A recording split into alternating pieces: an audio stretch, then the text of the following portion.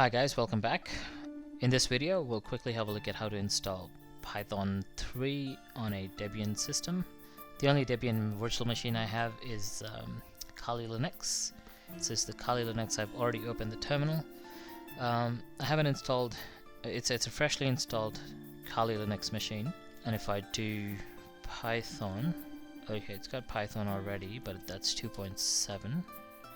If I do Python 3, okay, it's got both versions.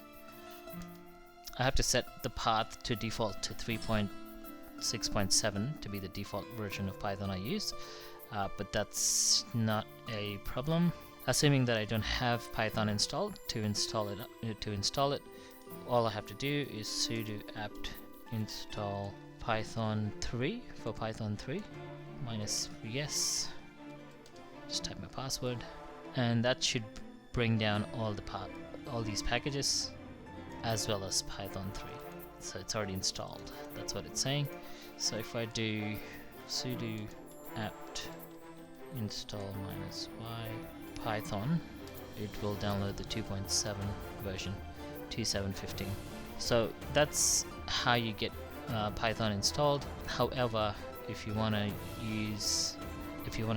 manually download Python, this is the official Python website. You could just go to python.org, go to downloads, and you can pick any version. So these are all different versions of Python, both 2.7 and 3.5. You could go in and install very specifically a version of Python you're interested in, and install it. To install, you just download and unzip in your favorite location. You'll just find the file you want. Scroll down to the file section, download any tarball for Linux. Once you have the tarball, you just unzip it in any location and set that location in the path, and off you go. So that's how you get any other version. But if you want to use the regular package manager, you could just follow the commands that I was showing you earlier, and you should be on your way. Thank you, and I'll see you in the next one.